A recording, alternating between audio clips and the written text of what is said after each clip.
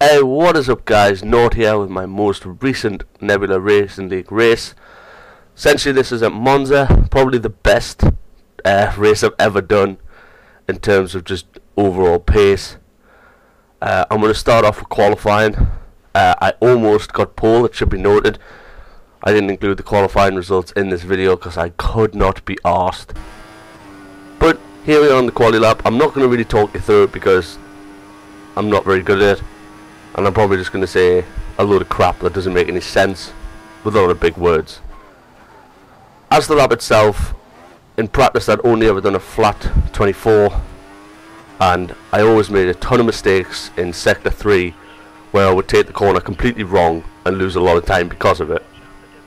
And Andre, Kifla, Mac, Birkoff were all setting the 23s.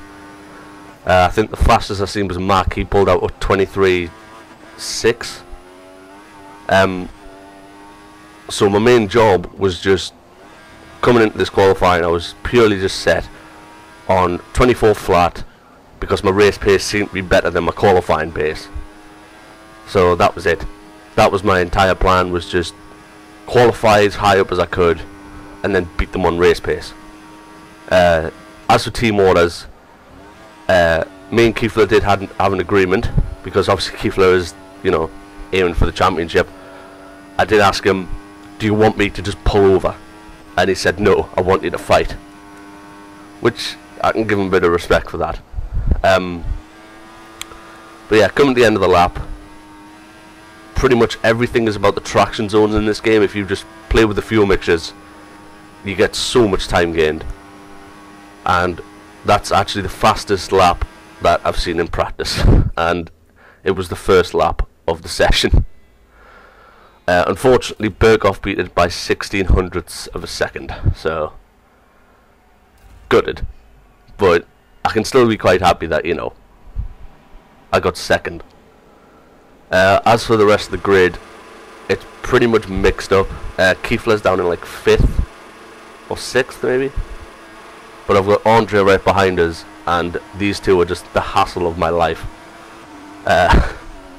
You know, we actually get a pretty decent start. Even with the pad traction, we don't even beat Birkoff off the line, which is odd. And I have to chuck it into first gear for this corner, purely because I've missed my braking point slightly. But overall, decent start. You know, the whole plan was just keeping Birkoff slipstream, because I think on the same tyre, I was faster than Birkoff. As I say, I'm just trying to give Andre space there, but he backs out with it like an AI on this game. But yeah, unfortunately due to that, we make a little bit of a slide, we lose a tiny bit of time to Birkoff, but as you can see, just trying to keep up with them and cutting to this start of lap 2, and this is where we actually gained all of our time on Birkoff. Under brakes and the turn in for here, and even the traction zone out of here, I just seem to have so much pace compared. Like, I had a better entry and exit in comparison. But yeah, I'm thinking of going for a move around the outside, and I think better of it. But unfortunately, due to that, I missed my braking point again. Slide again. I swear to God, that corner was just the bane of my life. But now we've got the threat from Andre behind, who is causing a bit of a pain in the arse. But all I've got to really do is just stick in Birkoff slipstream, and I should keep ahead of Andre, because I know that we're running roughly the same setup. I think the only thing he changed was like the balance in comparison to me. So, but yeah, I think Birkoff made a bit of a mistake there, because I did catch him slightly. But as you can see by the mini-map, me and Andre and Birkoff now have just completely broken away from the pack within 2 laps. So I don't know what really has been going on behind. I know there was a few bumps and shoves reported, but nothing that was race ending, as it were. As we said, 25.8, which is quite poor, but it somehow is the fastest lap of the race so far. Hindsight, I watched this video already, so I already knew. Yeah, as you say, I'm still just getting hounded by Andre, who is not giving up. And it should be noted that we're all on the option tyres. But again, just sticking in Birkoff slipstream just kept us that extra bit ahead. As I think I actually do that quite well, apart from I just lose the end on the exit. I've got a completely different driving style than most people, so... But yeah, we should have DRS this lap, so... Do we? Yeah, I think we do. I don't even know about F1. Yes, I do. We do have slipstream. Boss of a massive league, and I don't even know that we've got DRS in the third lap.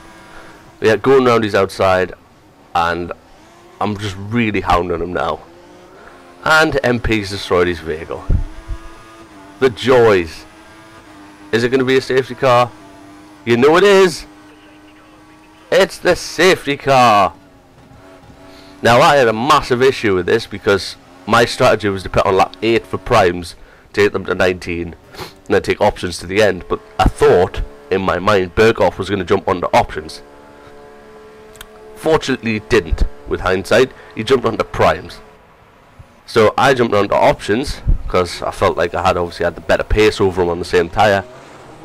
And all of a sudden, this completely ruined everything. The safety car itself probably destroyed the entire race for me. But you know, you can't always have what you want. But as you can see, there's a lot of prime runners up ahead, and I believe they are all prime runners. I think it's made of Dalton, Callum, Insomnia, and Dovix, who is a new boy to the league. This is his first race. Their safety car restarting. Obviously, me and Birkoff are going to have so much better pace over these guys due to the fresh tyres. I know Andre as well. I think he pitted as... Yeah, he pitted as well. As you see, Dovix actually leading the race on his debut. That's actually a pretty impressive feat for him. But now I'm just obviously switching down to lean for the first corner. Callum's went very, very wide. I think he should have personally relented that position to Birkoff, because I didn't really see it, but I think Birkoff was actually ahead going into the corner, and as you see, Callum's actually shoving him off. It should be noted that the incident you were about to see with Callum, it wasn't actually him. I was fighting his ghost car, which is nice, because in a way, if it was his real car, I would have been sidepod glitched into a wall and the entire race would have been completely destroyed for me. But since it wasn't, I can kind of take away the fact that I wasn't wrecked. But as I say, much better traction. I think Callum is like 3-4 car lengths ahead or behind or something. But yeah, I just decide he's given us absolutely no room. I just said hang it around his outside and overtake. I know that may have seemed a bit dirty, but the thing is, when he's trying to push us off track, I know that it obviously was not him. You kind of get a bit pissed off and just take it the way it is. You can clearly see by the camera movements I was a bit furious. But yeah, now Birkoff's got a massive gap because of that, and that's bad. That's not what I need when I'm on the options. I need to be right behind him and possibly getting him. But yeah, starting lap 8. Now Andre's coming after us, which is not fun. I want him to go away. But I hang it around his outside. This corner's pretty much like my speciality. I seem to be able to easily out-turn and out-brake people. But I think the pad's got better braking than an actual wheel, so... Oh, fuck knows. This game's just a broken pile of shit.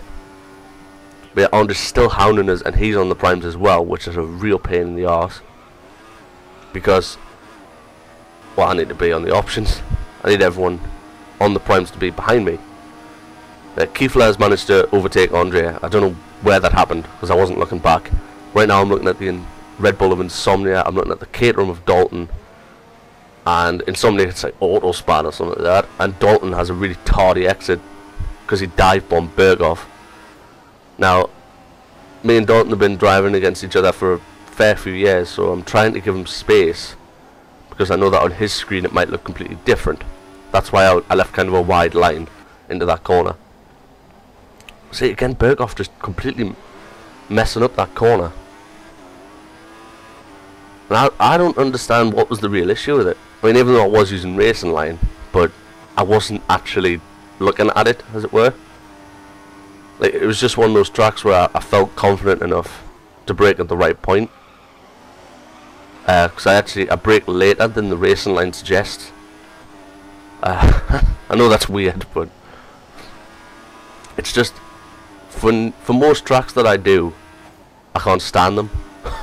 So force of habit. But yeah, we're off finally on the back of Birkoff 2 laps later in his DRS, and we're finally going to take the net race lead as Dovik sets a 25.6 on the primes, which is pretty impressive.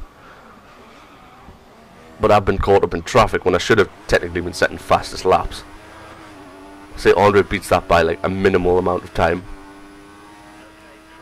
Alex Dovik set a 125.6, so yeah, so we finally had a clean lap, and unfortunately our tyres have started to go off.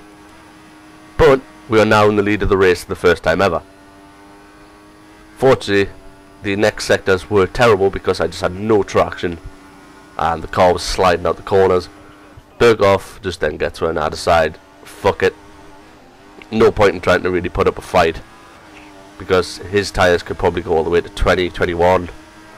Mine aren't going to last much longer, considering I think I put them on lap 5. Yeah, lap 5, and they're only meant to last about 8 laps in total before they hit the cliff. So I'm just going to pit now, and unfortunately I've just got to go on a completely different strategy because I was just fluking it off the top of my head. You know, I wasn't actually, this wasn't all planned, it was improvised on the spot because I'd already planned a pit strategy, but I didn't consider a safety car. Next time I will, if I ever take this game seriously again, which I doubt. That this is the only track I will ever practice for. I can't be asked to do anything else. But coming out the pits, 7th place, Unseen has managed to jump us as well, which is a bit of a shame. I have to take that corner in first gear because I completely missed my braking point. I know, specialist at that corner apparently.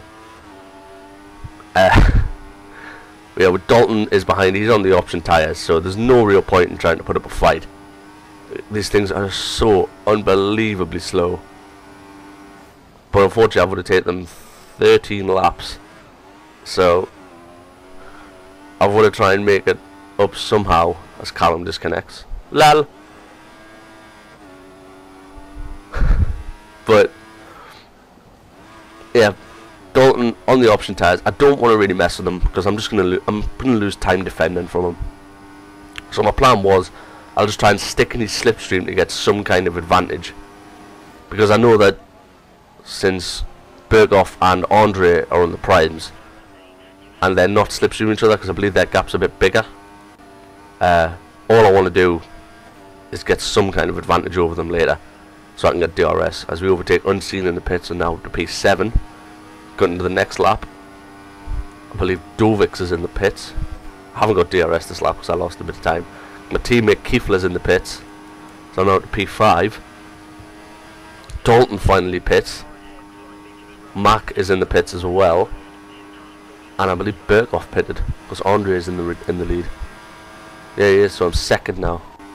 Cal HD quit, by the way. I think he disconnected. I just don't see the point in keeping it in footage. But Kifla's coming out with fresh options again. I'm not going to bother putting up a fight, even though he did say fight.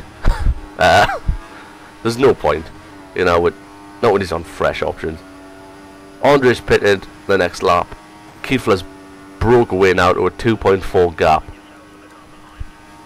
and Birkoff's coming at me. Now my plan was I was going to try and hold up Birkoff as much as I could so Kifla could get away and win, because I know Kifla said that it wasn't his strongest of tracks. But it didn't really work out for me.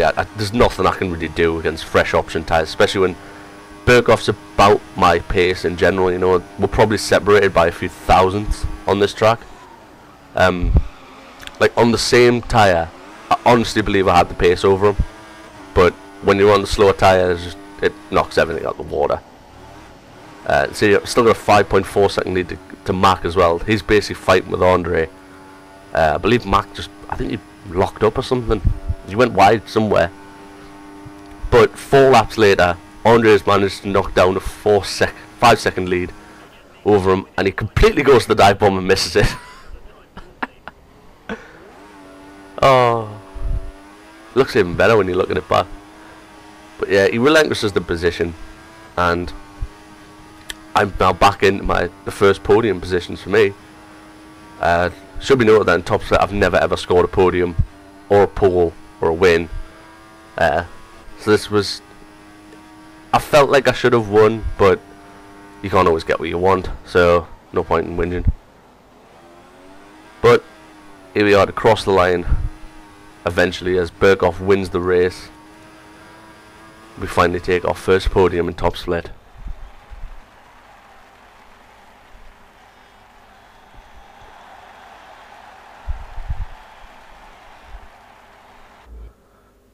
So yeah, there's the results. It should be noted Kifla and Max Shepard both had 10-second penalties due to an incident with Andre. They got removed, so it got put back into position. But yeah, Kifla's now, well, he's still in the lead. He had a massive advantage over Andre. Birkoff was the only person to really change positions. He jumped from, I think it was 8th to 5th. Yeah. And as for the constructors, I think with our double podium, Williams, we finally jumped back into the constructors fight. But Ferrari jumped Mercedes just to get first. But yeah, see you guys next time. Eyes in the sky, gazing far into the night. I raise my hand to the fire, but it's no use, 'cause you can't stop it from shining.